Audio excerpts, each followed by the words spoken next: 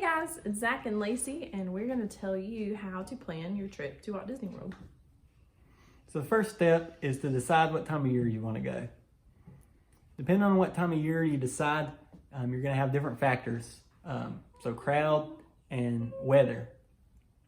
In the summertime, the weather is really hot and the crowds are very high.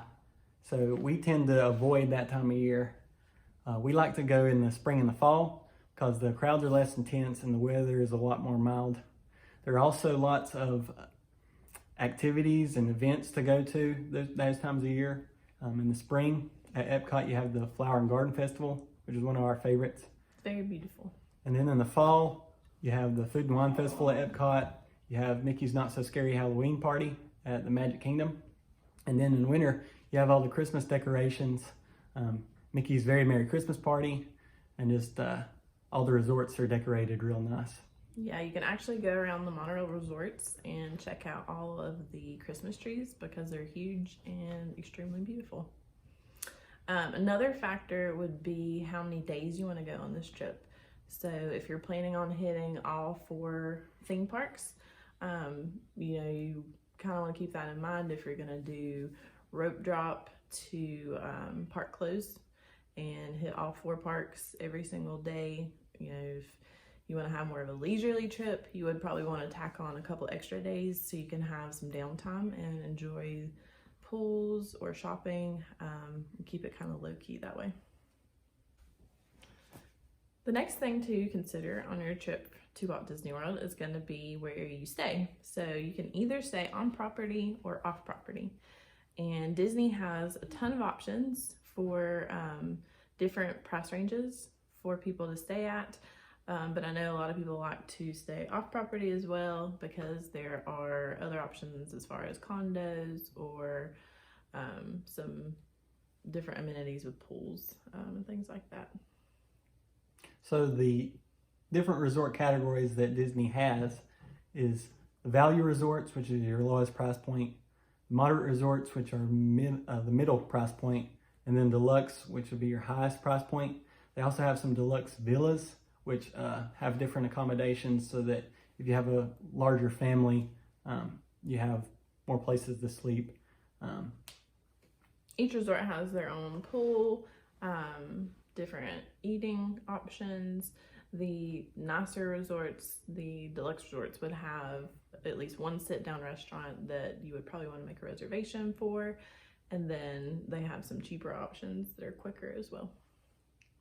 Your third step is going to be to decide what park you're going to be at on which day, because your dining and your fast passes are going to flow from this. So a lot of you think that's probably crazy and a little bit too intense of planning, but it's actually pretty necessary if you're going to maximize your efficiencies during your trip and you don't want to leave your trip saying, I didn't get to see or do anything. And from our experience, it's good to leave a break day or two in there that you can just kind of stay at your resort and just relax, because there's a lot of walking involved on a Disney trip and you will get very tired. And Anna is whining. Hey Anna. Come here. Say hello.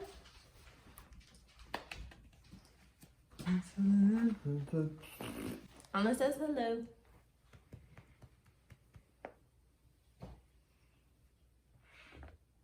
She whines a lot.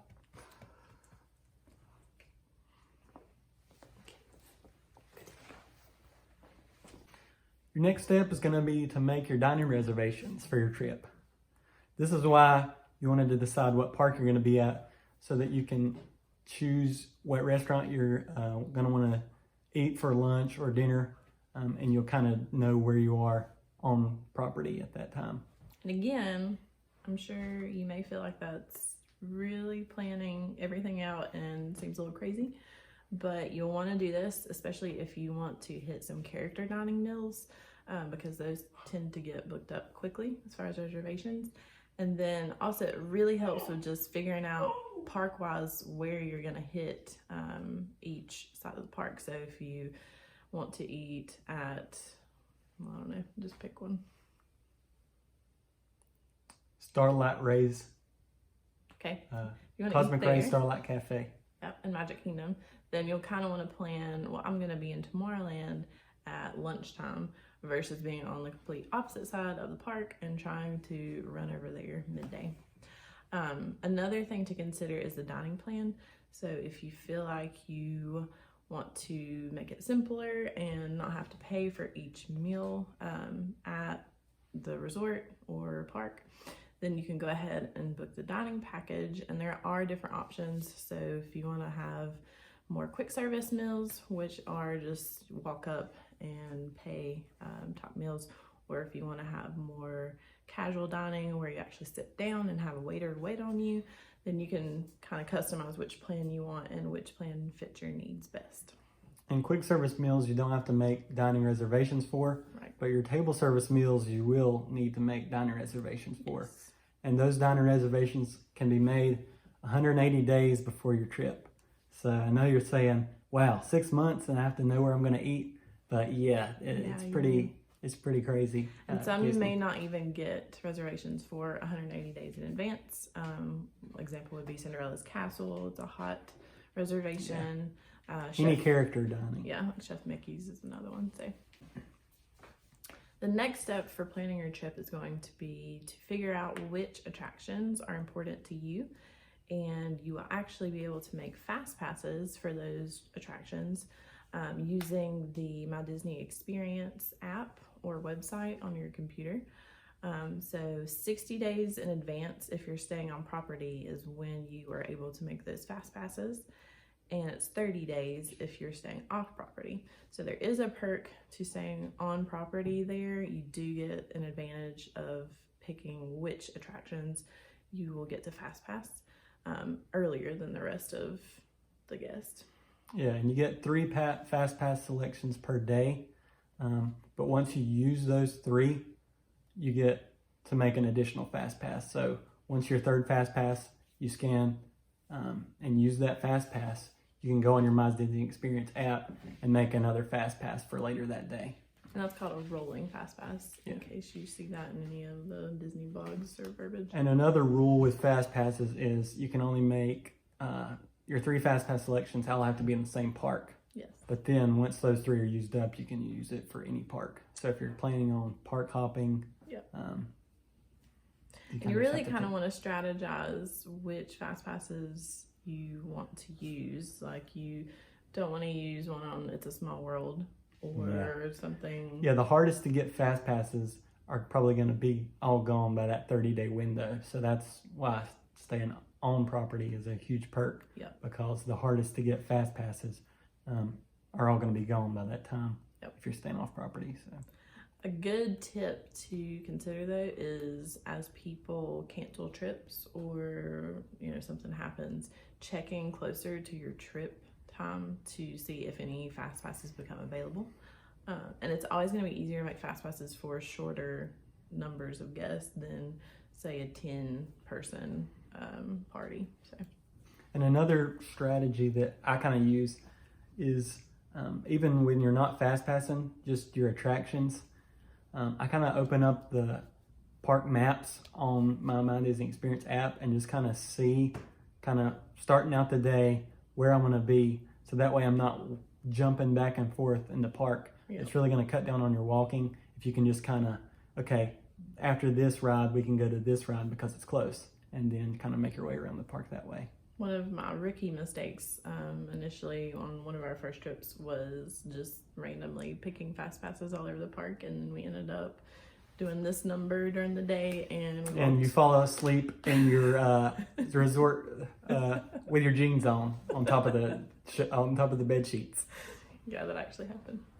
So fast passes are a big part of your trip, and again, I feel like you may think that's really planning too minutely to the detail, but it actually pays off in the end if you take the time to plan that ahead of time. So now we're just going to kind of give you guys some tips that we've picked up on in our mini trips to Walt Disney World over the past few years. First is mobile ordering. This is a huge advantage. It'll save you a lot of time waiting in lines at the quick service restaurants. So say it's lunch hour at 12 o'clock. Everybody in the park's wanting to eat lunch. So you go to the restaurant that you want, and the line is out the door. You're gonna say, man, this line's gonna take me an hour to get through. But if this restaurant offers mobile ordering, you can go on your My Disney Experience app.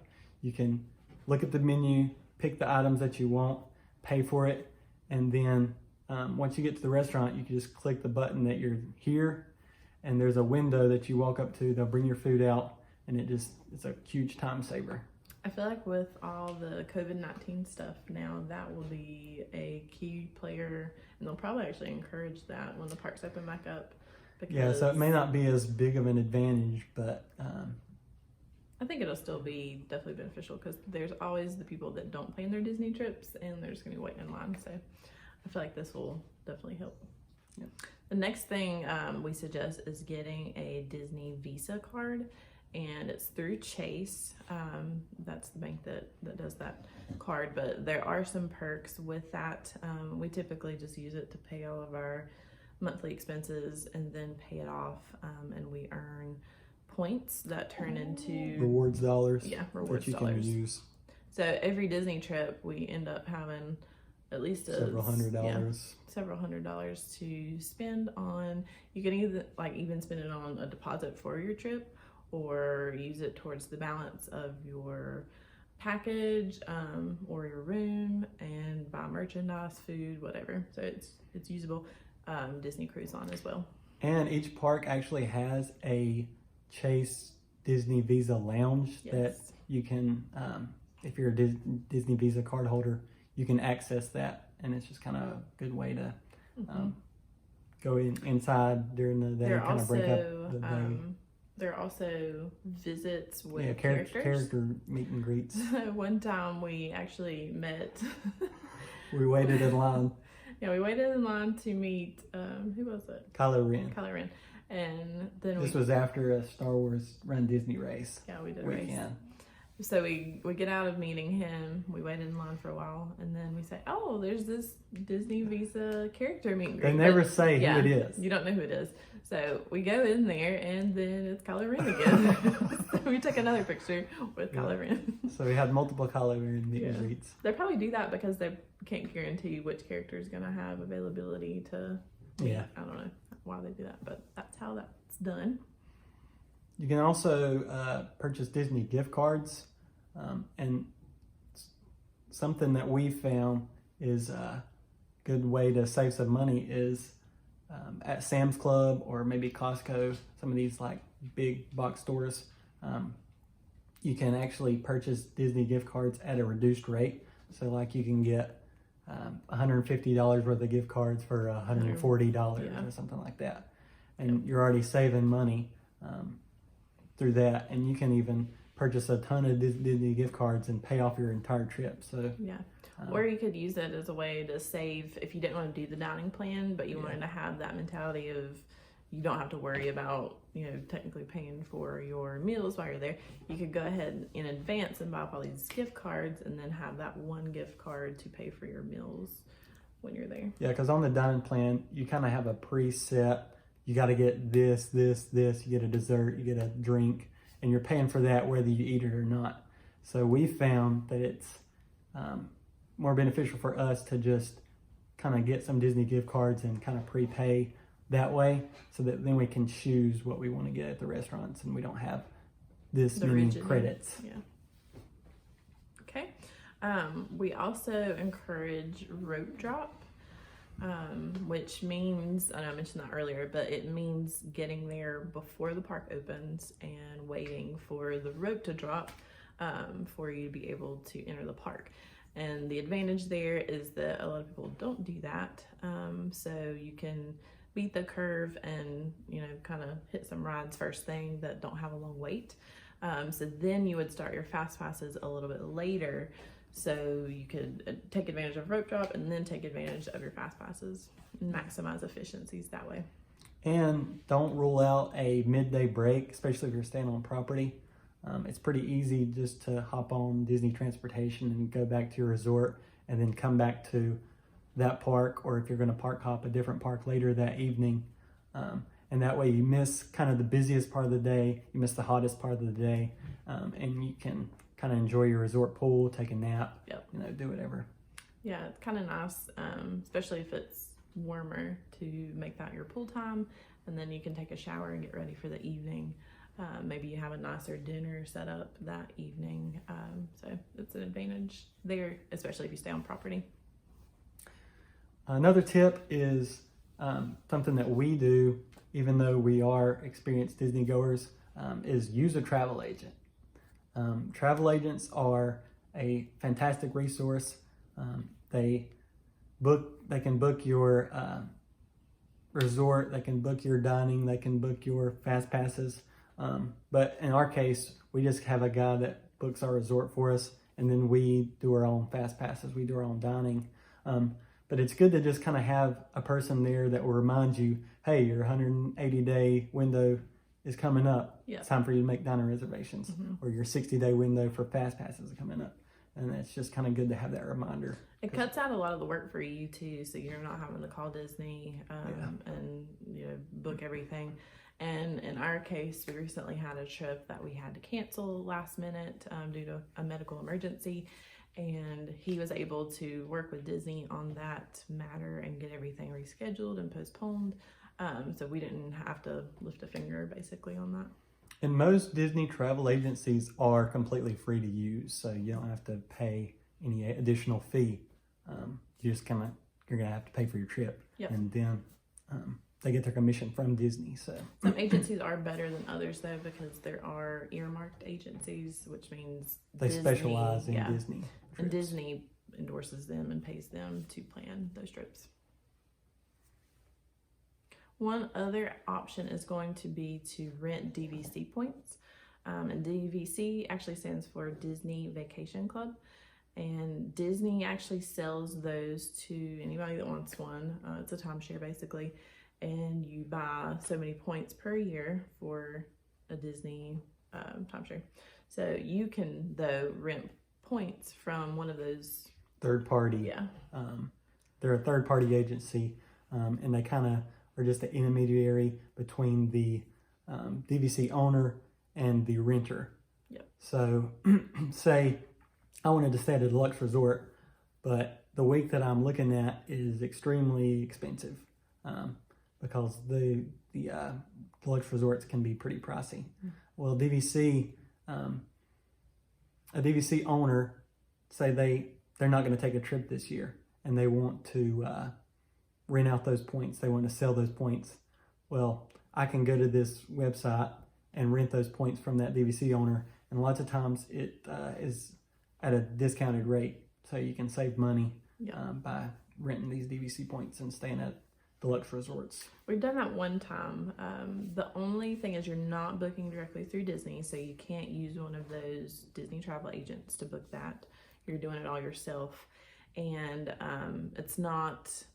it will be recognized at Disney, like you'll be able to sync everything with your Magic Band, and I mean, it's pretty streamless, but you will have to pay everything up front, versus if you book a package with Disney, then you're only paying a deposit and then paying the rest 30 days before your trip. So there are pros and cons of doing it that way, but it is an option. Yeah.